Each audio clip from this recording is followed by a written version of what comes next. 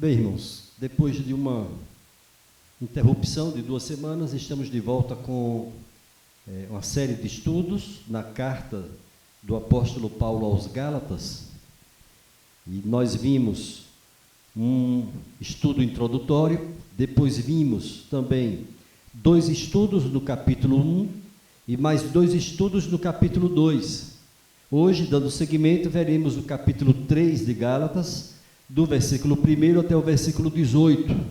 Esse capítulo 3 também está dividido em 2 estudos.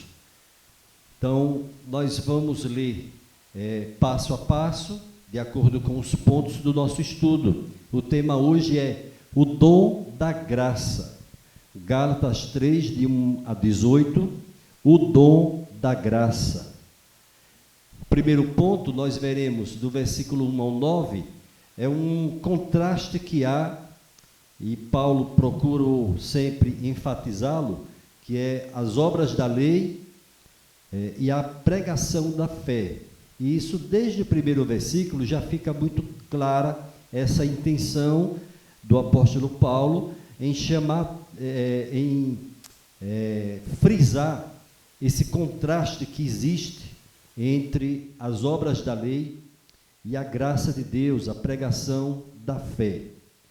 O texto diz assim: ó Gálatas insensatos, quem vos fascinou a vós outros, ante cujos olhos foi Jesus Cristo exposto como crucificado?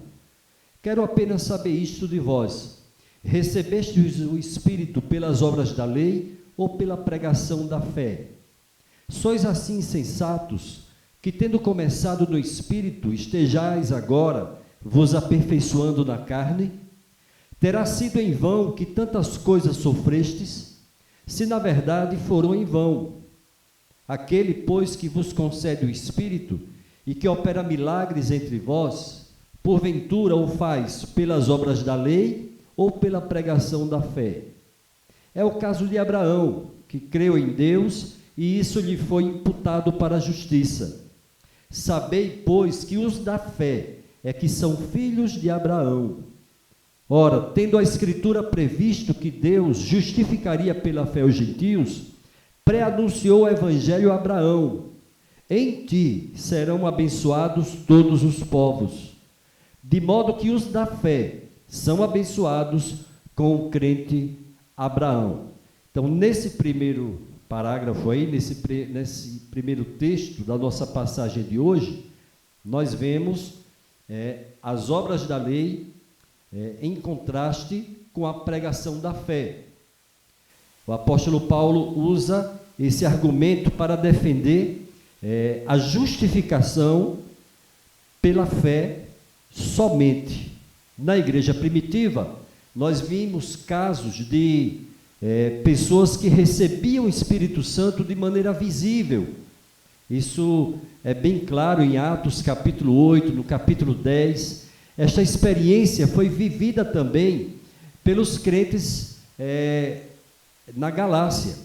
Não porque tenham cumprido regras da lei, que eles nem mesmo conheciam, pelo fato de serem gentios, mas porque ouviram a boa nova do Evangelho e reagiram a ela com um ato de fé. A forma mais fácil de captar uma ideia é vê-la encarnada numa pessoa. E então, Paulo cita um modelo de fé que é Abraão, que foi conhecido, tornou-se conhecido como pai da fé. Eu queria chamar a sua atenção para esse versículo 1, quando ele inicia essa passagem, usando essa expressão, ó Gálatas insensatos. A insensatez é exatamente o oposto da sabedoria. E a sabedoria de Deus está disponível para nós, para todos aqueles que a buscam com fé. Como diz Tiago, pedir com fé sem duvidar. Mas logo depois ele usa uma palavra aqui bem interessante. Quem vos fascinou a vós outros? Quem vos fascinou a vós outros? Fascínio ou sedução? Quem atraiu vocês de forma tão intensa, tão misteriosa? Que fascínio é esse que foi capaz de afastar os olhos de vocês de Jesus Cristo. E a expressão que ele usa logo a seguir é: ante cujos olhos foi Jesus Cristo exposto como crucificado. Então nós vemos essa figura, né, de Jesus Cristo na cruz, perante os olhos daqueles crentes. E eles, através dessa expressão, o que Paulo quis dizer é que a experiência deles foi vívida, foi real, foi verdadeira. Eles realmente abraçaram o Evangelho, eles creram em Jesus Cristo. Mas como agora eles estavam como que fascinados por uma outra mensagem, por um outro Evangelho. Por essa razão, são chamados pelo apóstolo Paulo de insensatos. E no versículo 2 ele faz o questionamento: quero apenas saber isto de vós: recebestes o Espírito pelas obras da lei ou pela pregação da fé? Deus prometeu a Abraão que nele seriam benditas todas as famílias da terra. Sua eleição particular deveu-se à vontade de Deus, não há outra explicação para isso. Deus quis e Deus o separou, o elegeu com esse propósito. Em que Abraão agradou tanto a Deus e de forma tão especial? Certamente não foi cumprindo as obras da lei, porque a lei nem existia na época de Abraão. Certamente foi pela fé na palavra que Deus falou a ele. Ele creu na palavra de Deus, ele obedeceu a palavra de Deus, ele seguiu a direção mostrada por Deus para a vida dele. Ele abandonou as coisas terrenas e entregou-se a Deus num grande ato de fé. Para um judeu, ser descendente físico de Abraão o colocava perante Deus em um plano diferente. Ele se considerava um povo especial, superior a todos os demais, porque eles foram escolhidos por Deus. No entanto, o apóstolo Paulo, ele, ao expor o Evangelho, buscou sempre mudar essa ideia, esse entendimento. Para ser descendente de Abraão, não interessava a descendência física propriamente dita. O verdadeiro descendente de Abraão é aquele que pratica o mesmo ato de fé que Abraão praticou. É aquele que se lança nos braços do Senhor, ouve a sua voz e atende a sua voz e faz a sua vontade. Todos aqueles em qualquer nação, em qualquer época, que imitam o ato de fé de Abraão, esses são descendentes dele, são filhos na fé de Abraão. Os Gálatas começaram com um ato de fé, crendo realmente em Jesus Cristo, abraçando o Evangelho de coração. E agora eles não tinham que retroceder para o legalismo, que retornar aos velhos rudimentos. Esse texto está cheio de palavras gregas que têm um contexto próprio. No versículo 1, Paulo fala do olho grande, do fascínio. Os gregos temiam ao extremo o olho grande. Era muito comum nas cartas privadas daquela época, elas serem concluídas da seguinte forma: acima de tudo, rogo que vocês desfrutem de boa saúde, ilesos do olho grande e sendo prósperos. No versículo 1, então, voltando a ele, nós vemos que Jesus está fixo diante deles sobre a cruz. Essa figura que Paulo procura projetar através dessas primeiras letras aí do versículo 1. A palavra usada por ele é prografém, que literalmente seria pôster. Um pai usava essa palavra para dizer que não seria responsável pelas dívidas do seu filho no futuro.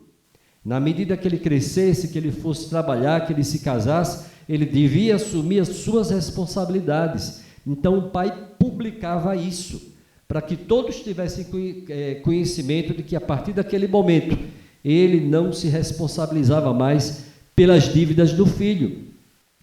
Essa palavra também era usada no anúncio de uma compra no leilão. No versículo 3, deixa claro que eles iniciaram a vida no Espírito. Veja como diz o texto: sois assim sensatos, que tendo começado no Espírito, estejais agora vos aperfeiçoando na carne. Ou seja, espiritualmente, à luz da palavra de Deus, é um terrível retrocesso. É alguém que abraçou o Evangelho, que começou o seu processo de crescimento espiritual e, num certo momento, estancou e começou a retroceder na fé. Recaiu nos laços do legalismo judaico. Então, Paulo procura, através do uso de alguns termos do grego, ele procura mostrar essa realidade, de que eles tinham começado de uma forma e agora estavam vivendo de uma forma diferente, que apontava para esse retrocesso. E ele usa aqui duas palavras interessantes: nargestai, que está ligado a sacrifício e que significa espalhar grãos de cevada em cima e do lado da vítima como o primeiro ato de sacrifício. Nós vemos isso nos filmes, quando alguém morria e grãos eram colocados, sobre os olhos, do lado do corpo, ou mesmo numa oferta de um sacrifício de animais, grãos sendo colocados, especialmente grãos de cevada, sendo usados no início desse ritual de sacrifício. Mas havia uma outra palavra também aí, que é epitelestai, que se refere ao ato final do ritual de cada sacrifício. O que é que Paulo procura mostrar usando essas palavras aqui? Ele procura mostrar que a vida cristã é, na verdade, um sacrifício diário, que nós oferecemos a Deus de forma racional, de forma intencional. Nós consagramos e a cada dia reconsagramos a nossa vida no altar de Deus. O versículo 5 diz: aquele, pois, que vos concede o Espírito e que opera milagres entre vós, porventura, e aí vemos a repetição, da ênfase dessa passagem, porventura o faz pelas obras da lei ou pela pregação da fé. E aí eu destaco aqui a palavra conceder ou dar. Fala de uma concessão generosa, aquele que vos concede o Espírito. Nós lembramos das palavras de Jesus, quando ele disse qual é o filho que pede ao Pai, algo bom, que pede o Espírito Santo. Ele fala de pão, ele fala de ovo, mas depois ele fala no Evangelho de Lucas, nesse texto, ele fala assim, que pede o Espírito Santo e ele vai dar algo ruim. Ele coloca o Espírito Santo, o próprio Jesus colocou assim, por último, como sendo numa escala ascendente em termos de importância. De tudo que alguém pode buscar em Deus, o Espírito Santo é a preciosidade maior. E aí nós vemos aqui o apóstolo Paulo dizendo: aquele, pois, que vos concede o Espírito e que opera milagres entre vós, que é algo que tanto seduzia os judeus.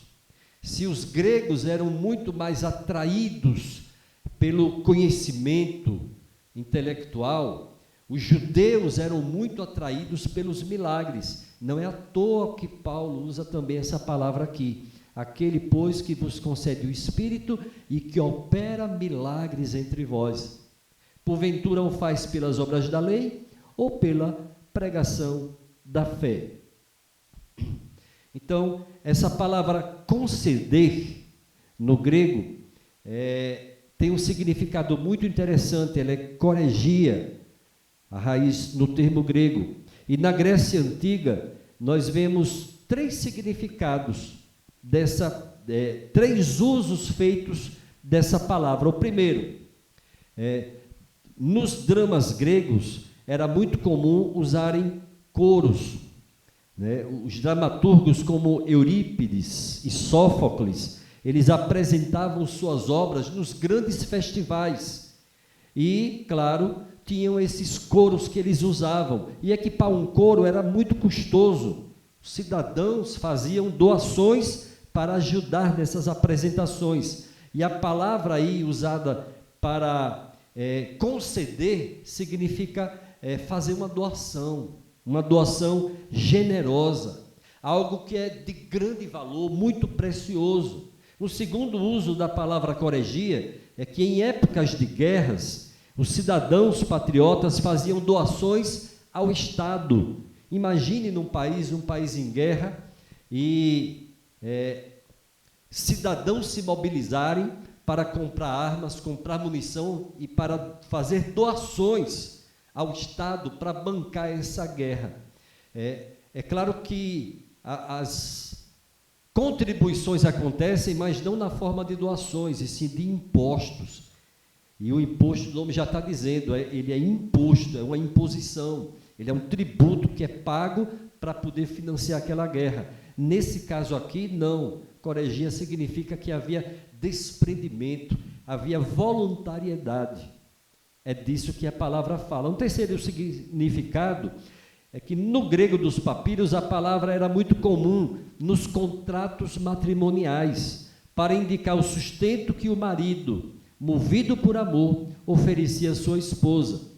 O termo indica, então, essa bondade, essa generosidade de Deus, que nasce do seu amor pelo cristão, pelo seu filho, pelo crente em Jesus Cristo.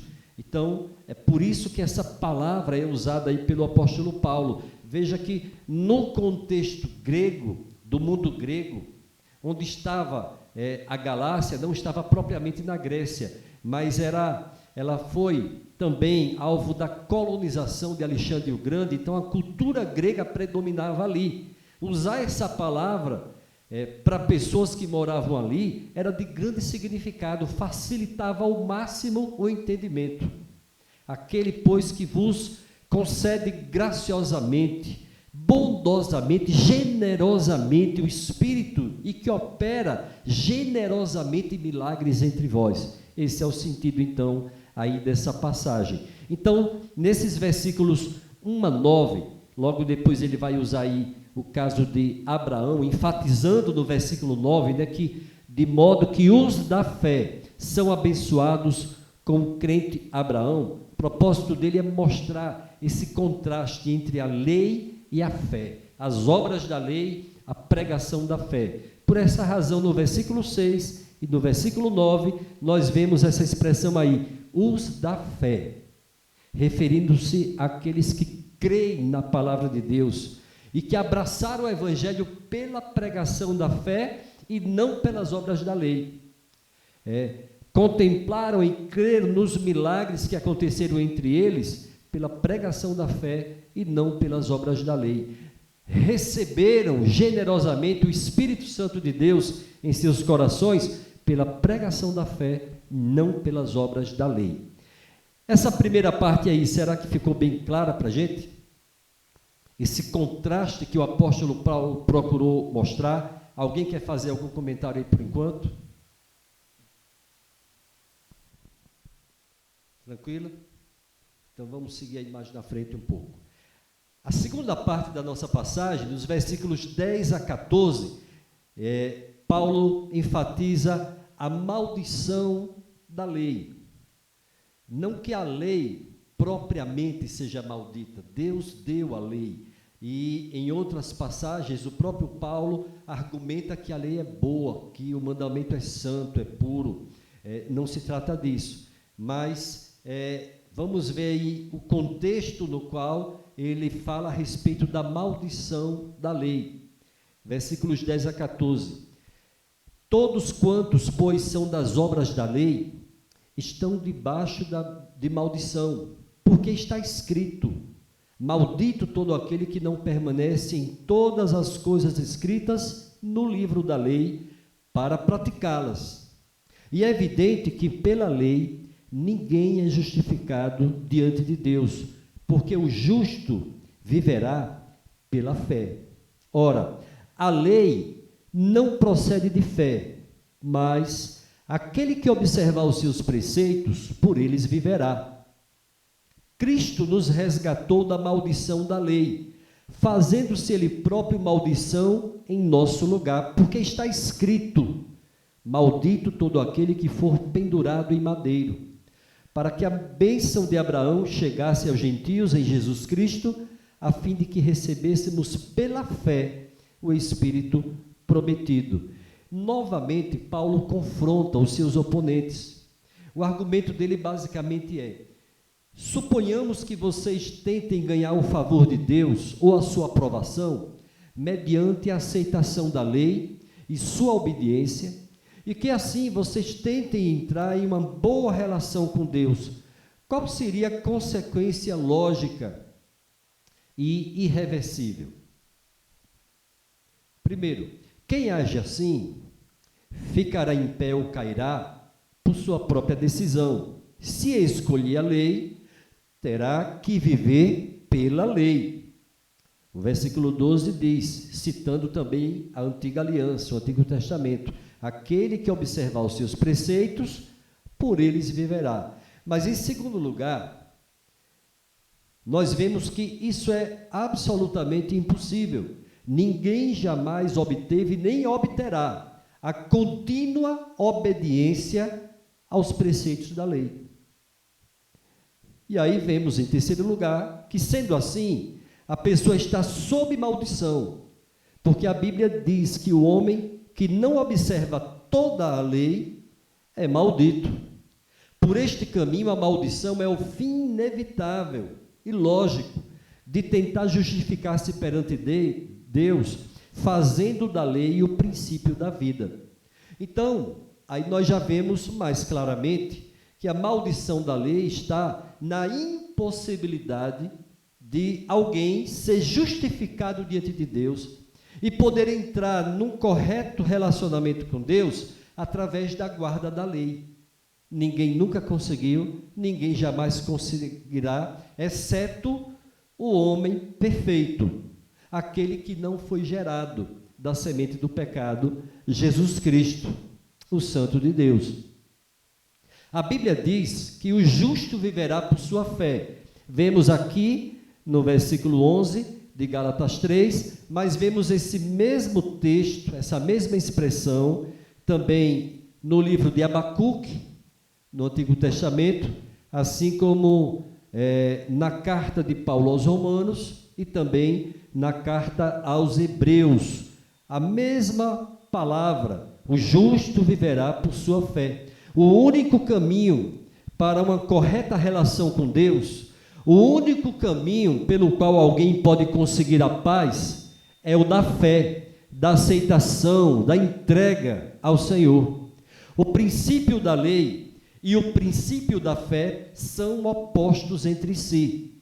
É por isso que, se alguém quer guardar a lei, tem que viver pela lei. Se alguém quer guardar a fé em Cristo Jesus, vai viver pela fé.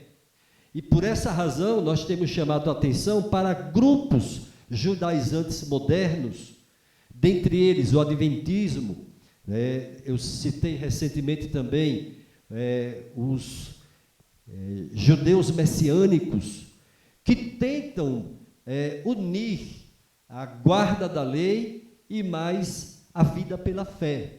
E aí nós vemos claramente, estudando a carta aos Gálatas, dessa impossibilidade, porque aquele que vive pela lei continua debaixo da maldição da lei devido à impossibilidade de cumprir todos os preceitos da lei. E como sabermos que tudo isto é realmente assim? O último fiador da verdade é Jesus Cristo. A nova e eterna aliança, a definitiva aliança, foi feita através do sangue de Jesus Cristo, que, para nos trazer a verdade, morreu na cruz. Deuteronômio 21, 23 diz: todo homem que é pendurado no madeiro é maldito. É exatamente o que diz aqui o versículo 13, porque está escrito: maldito todo aquele que for pendurado em madeiro. E o objetivo de um prisioneiro ser exposto, crucificado, desnudo, diante de toda a multidão que entrava pela principal porta da cidade de Jerusalém, era envergonhá-lo, era mostrar que aquela pessoa era desqualificada, era um assassino, era um criminoso, da pior espécie, era uma pessoa amaldiçoada por Deus. No contexto dos judeus, principalmente essa última expressão, era alguém alcançado pela maldição divina, e por isso estava ali exposto, crucificado. Para nos libertar da maldição da lei, nós vemos então que o próprio Jesus Cristo se fez maldição em nosso lugar. Assim, ele pôde demonstrar o grande amor de Deus Pai por cada um de nós que cremos no Evangelho. Paulo mantém sempre nítido esse alto custo do Evangelho. Ele jamais esqueceu que a paz, a liberdade, a relação correta de justiça com Deus, que hoje nós podemos desfrutar, custaram a vida e a morte de Jesus. Como alguém poderia saber quem é o Deus de amor se Jesus Cristo não tivesse vindo ao mundo e morrido para demonstrar dessa maneira tão cabal, tão clara, que realmente Deus é puro amor? Então, de 10 a 14, o que ele procura mostrar é isso. Se na primeira parte ele demonstrou esse contraste entre as obras da lei e a pregação da fé, agora ele fala claramente sobre a maldição da lei. No próximo estudo, será visto, no restante desse capítulo 3 de Gálatas, do versículo 19 até o versículo 29, qual é o propósito da lei, por que ela foi dada, então, por Deus. Isso mostrado assim claramente, versículo a versículo. E aqui, hoje, para nós concluirmos esse estudo, nós vamos ver do versículo 15 ao 18, que Deus providenciou uma aliança que é inalterável. E louvado seja Deus por isso. O apóstolo Paulo era um rabino. E, como tal, ele era perito nos métodos escolásticos das escolas rabínicas. Paulo tinha habilidade para usar métodos de argumentação a fim de mostrar a superioridade do caminho da graça sobre o caminho da lei. É por isso que ele inicia mostrando que o caminho da graça é mais antigo do que o caminho da lei. Abraão teve, a sua aventura de fé e recebeu de Deus a promessa que veio depois do seu ato de fé. Então a sequência é: Deus fez uma promessa a ele obedeceu a palavra de Deus, e praticou esse ato de fé. Então a base da aliança de Deus com Abraão é a sua fé. Vamos dar uma olhada aqui no texto, versículos 15 a 18.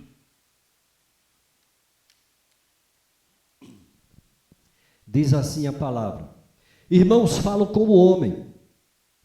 Ainda que uma aliança seja meramente humana, uma vez ratificada, ninguém a revoga ou lhe acrescenta alguma coisa. Ora, as promessas foram feitas a Abraão e ao seu descendente. Não diz, e aos descendentes, como se falando de muitos, porém como de um só, e ao teu descendente, que é Cristo. E digo isto: uma aliança já anteriormente confirmada por Deus, a lei, que veio 430 anos depois, não a pode abrogar, de forma que venha a desfazer a promessa.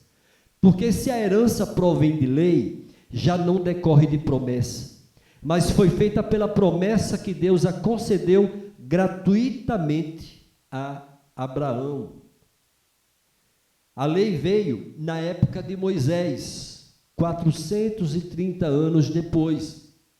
Um testamento ratificado, como nós vemos aqui no texto, não pode ser alterado. A lei que foi dada muito tempo depois, 430 anos depois dessa promessa feita por Deus a Abraão, não pode alterar o caminho de fé. A fé justificou Abraão. A lei não pode mudar este fato. Não havia lei para que Abraão tentasse guardá-la a fim de ser justificado. Ele foi justificado pela fé somente, assim como acontece com cada um de nós. Os rabinos, eles usavam argumentos baseados na interpretação de cada palavra.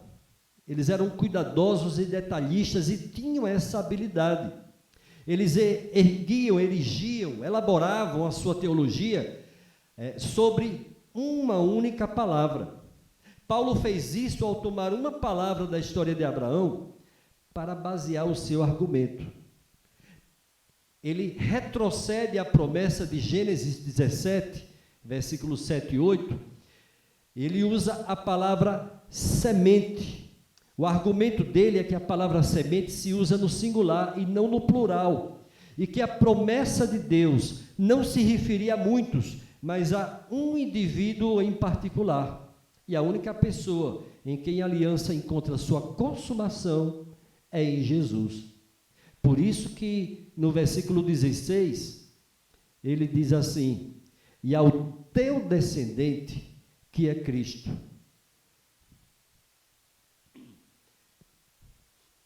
Então, o caminho da paz e da justiça é o caminho da fé de Abraão, o caminho no qual ele recebeu a promessa de Deus.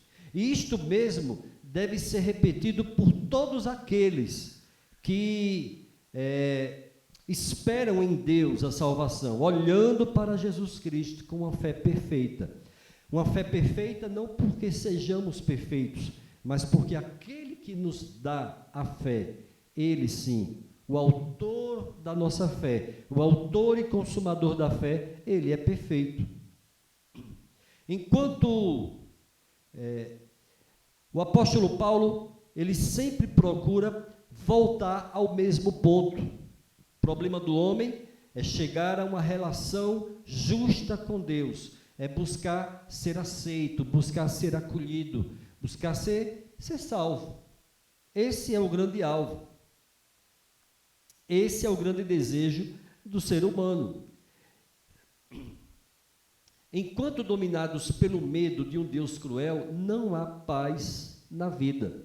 Enquanto a pessoa está dominada por essa obrigação de cumprir uma série de rituais, de preceitos, de ordenanças, ela jamais consegue desfrutar de paz verdadeira, que é um sinal claro de que houve uma aceitação da parte de Deus em relação a nós.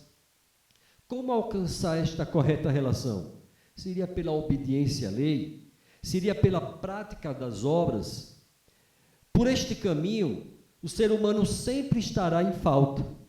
E a vida, então, ela continua sendo uma permanente frustração.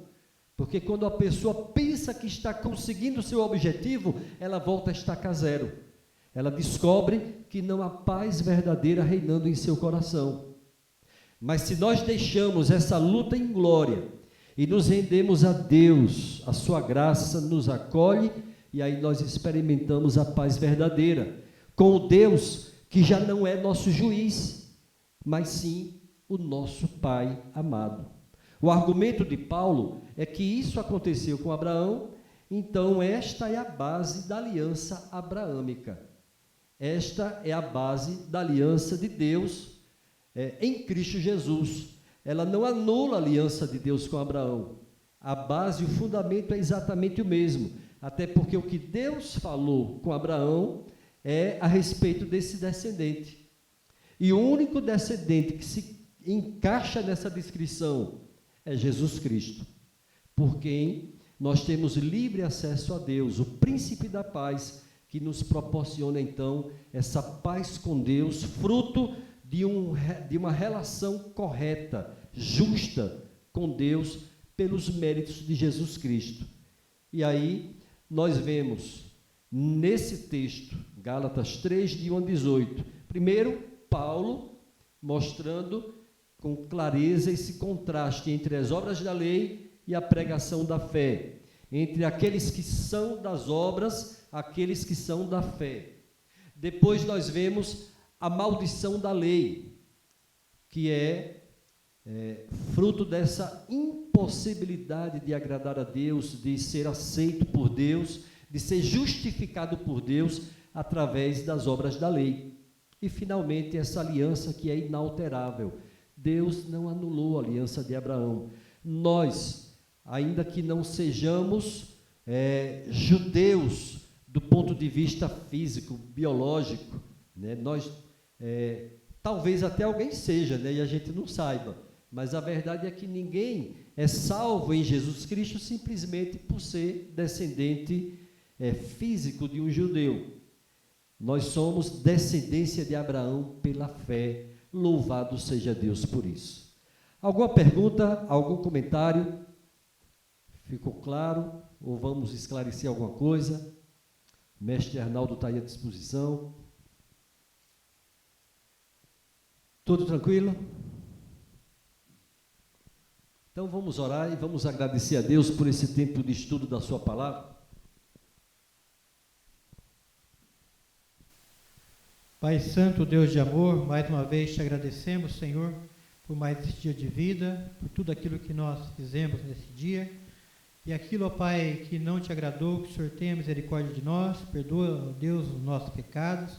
Te agradecemos também por este momento tão precioso, ó Pai, de aprendizagem da Tua Palavra. Obrigado, Senhor, em nome de Jesus, por esses esclarecimentos. O Senhor coloque em nosso coração, que nós possamos realmente, ó Deus, cada vez mais aprender a Tua Palavra, estarmos firmados em Jesus Cristo, autor e consumador da nossa fé, conseguir, ó Pai, cada dia mais crescer na graça e no conhecimento do Senhor. Que o Senhor continue, ó Pai, também dando, ó Pai, a Tua direção para o Teu servo, esclarecimento, a unção do Teu Santo Espírito, para que possa, ó Deus, nos ensinar também a Tua Palavra. Muito obrigado por todos que aqui estão, por aqueles também que não puderam vir, e que o Senhor abençoe ricamente esta igreja, ó Pai, para que cresça na graça e na comunhão do Senhor. Tudo isso nós te agradecemos, em nome de Jesus. Amém, Senhor.